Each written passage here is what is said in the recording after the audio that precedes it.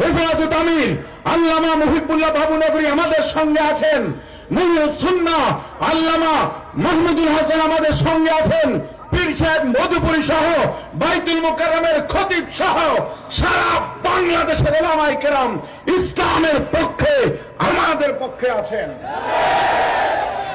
আলেমরা যেই পক্ষে থাকেন, আলেমরা কি ইসলামের বিরুদ্ধে পক্ষে থাকবেন?